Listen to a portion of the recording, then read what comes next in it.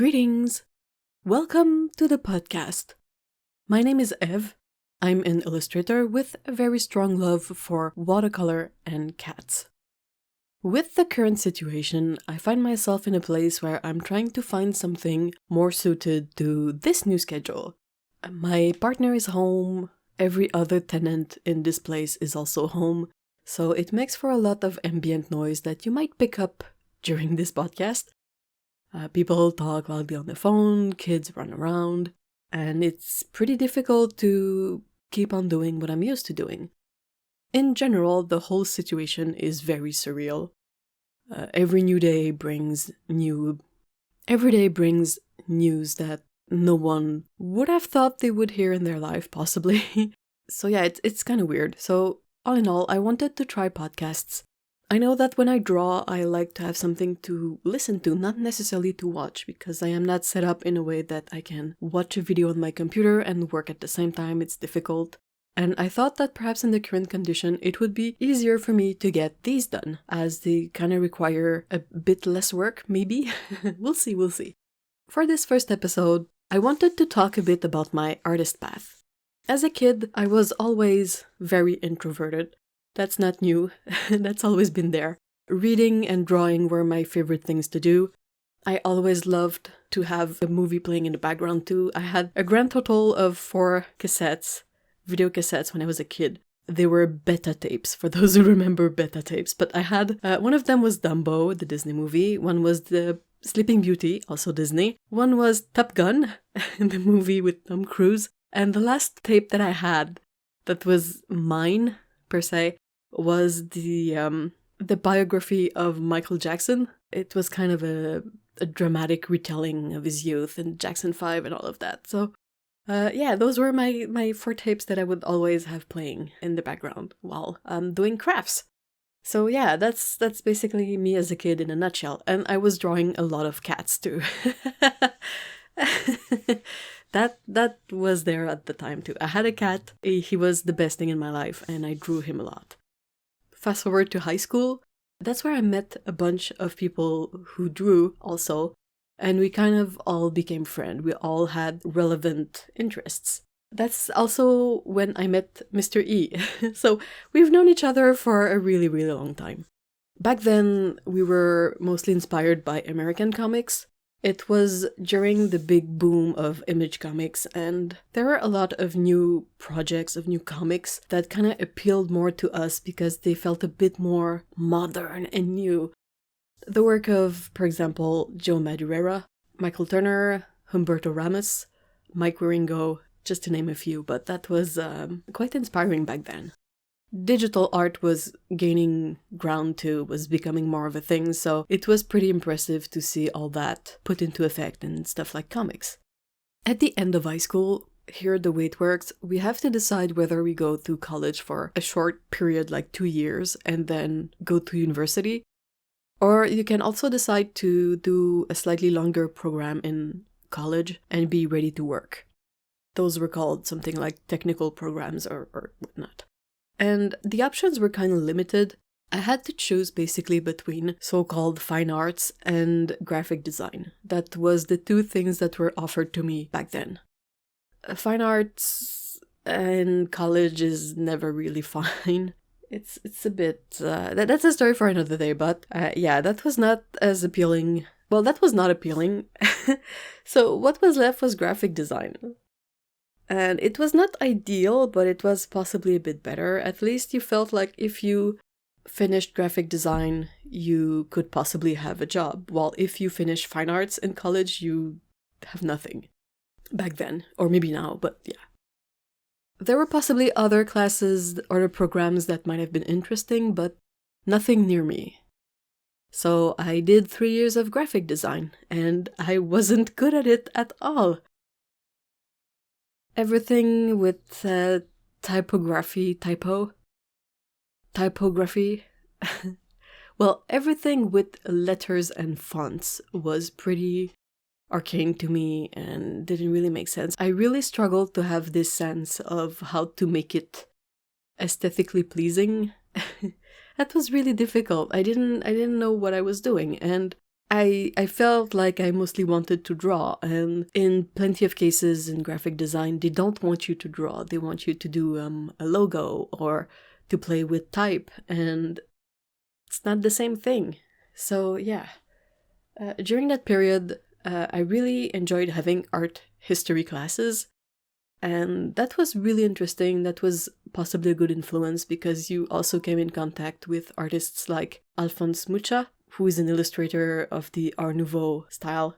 And you could see here and there something that was a bit more illustration, something that was more resonating with me. But yeah, I survived the 3 years of graphic design. Wasn't super impressed, and by the end, not impressed by the program, but impressed by my performance in it. Like, I was not enjoying it, and I couldn't really see myself doing this kind of job and lasting long at it. So by the last year of that program, we heard about a new program that was opening in a way, and it was a program on cartoon animation, so a lot of drawing. And it was in a different city, and you had to pass a test to be accepted there. Me and my friends, we did kind of a road trip, and we all came here and passed the test, went back home, waited for the results, and all of us were accepted in the program. So then all of us moved over here, and we've been here ever since. Yeah, I finished that program with a better track record. Everything was more relevant here. The skill set, the topics, the styles, you would do a lot of illustration, and it was really closer to what I enjoyed doing. There's a bit of a mixed memories feeling about this because it was the lousy 20-something period, and looking back, I was a moron. I don't know, I think back on some things I did and I was like, that was not nice. And also, it was when I started having issues with anxiety a lot, so I think that affected kind of my behavior back then. I finished that another 3 years, so I did 3 years in graphic design out of high school, and then another 3 years of cartoon animation. And then I was technically ready to go out there and work. And I didn't find work right away. A bit later, I did a test for a job, and I was rejected first, but then I was accepted, so it was a bit of a rocky start there. And it was animation, and it was super hard. I can animate. I definitely can animate better ever since I did that job. But out of school, it was on a software that I had never used for that. And it was a very difficult first 3-4 months of learning that. A very steep learning curve. Then it got smoother and better, and they also at some point they kind of decided to pay us something a bit more fair than what they initially had set up, so that helped. But yeah, it was a bit rough in the beginning, and it was a bit disheartening, and then it got better. And then, well, that contract ended, because that's basically how it works. You have a contract for a project that's in production for a specific amount of time. So you hop onto the project until its end, and when it's over, your contract is ended, and you basically have to look for another contract, another job. Yeah, so the contract ends, you try to find another one, and then that one eventually ends, and then you try to find yet another one, and so on and so forth. Soon after that, there was the first recession of 2008, so that had a small impact on everything, including something as non-essential in a way as cartoon animation. I'm super grateful for all the opportunities I had in the contracts there, but I was kind of getting a bit typecast in a way. I was often hired to do the same thing. It kind of led to my mental health catching up with me. I had a lot of anxiety. I might have had some depression, but since I was still very functional, it was all very confusing. I felt disconnected a lot, and I also reached a point where I got exhausted of doing the same things over and over again. They were good jobs on a technical level. They required you to be able to use your skills, certain softwares, fix problems, and like an important part of the process, but not necessarily a really creative part of the process. And that also kind of accumulates and creates a drag after a while. I wanted to be more creative on my own. I decided that for a while I would stop looking for contracts. I would try and give myself kind of a mini vacation and see what I can do with that. But my mind was still kind of messed up. That was before I eventually took medication for that. It was really difficult to find a focus and to be able to function. All of that was compounded by, everything. It kind of all feeds into itself and makes it worse. So you don't have a contract, so you don't really have a job, so you don't have income, so you feel a bit more pressure to be creative. But that doesn't really come naturally, so that stresses you that you're not feeling creative, and then you still realize that you need to make the creativity happen because you don't have any other thing going. There's nothing else going on. So you gotta make something happen, otherwise you're kind of taking this break at your own expense for nothing. And yeah, it was not an easy place to be in mentally. And eventually, at some point, I talked with my doctor. I had just recently gotten a family doctor, which is very difficult to find here.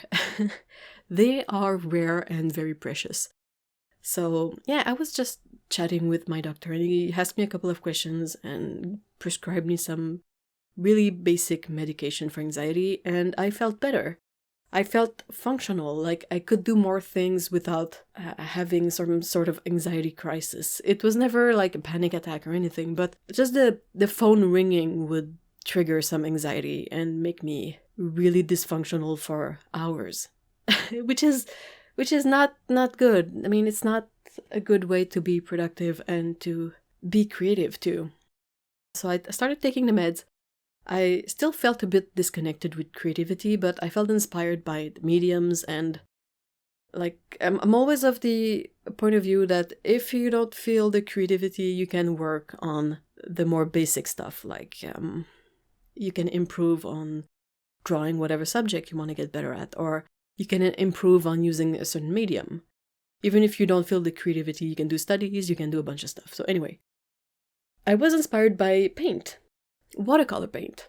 I had done some watercolor paints back in high school, because back then that was the most cost-efficient way to add color to my horrible drawings from back then. So I had a Cutman set and a Pentel set that was terrible. That's what I would use to color my drawings, and I would use whatever paper that was in my sketchbook, so it was awful, but I had a lot of creativity and energy back then for that. I was missing that now, but I could still focus on learning more about paints, getting better with paints, and sort of reconnecting with this part of something that I once enjoyed doing. With that in mind, I started watching a lot of YouTube, like all videos focused on painting, whether it was reviews, demos, anything. If it was about paint and watercolor, I would watch it, especially watercolor. Not much the rest, but watercolor was my big thing. After going through a lot of content, I kind of decided that I wanted to talk about paints too. I got a set that I realized there weren't any reviews of it, and I was like, well, I can try it, I can have fun with it a bit, test the colors and then do some kind of swatching and make my own video too. That's when I started my channel. That's kind of where I'm at now. I mean, the channel is about 3 to 4 years old. It's still not really a job in terms of returns, but it's a job in terms of work put into it. So it's a kind of a weird situation to be in. And it's a bit in a place where I'm trying to decipher if I want to keep this going or should I focus on something else. I don't know, I'm still thinking on it. I really enjoy creating content for YouTube, but it's really not easy, and the platform is not helping all that much. I mean, perhaps I've reached the maximum potential I could reach on this platform. So a lot of thinking for me, but all in all, I'm really glad that I decided to start on YouTube, because it was finally work that I had fun doing, most of the time, instead of the opposite. Most work I did before, I did not necessarily enjoy the work itself, but it would give a pay, so you kind of do the work for the pay, and you do it well because you have ethics. So yeah, but now it was kind of the switch. It was work that did not really pay, but that I enjoyed doing a lot more. That was a nice change of scenery. And also, I met an extravagant amount of awesome people through this channel. Honestly, one of the best community around. I was completely blown away. And I even made an instant, like, best friend. We connected instantly, me and Otto, and that's not something that would have happened any other way.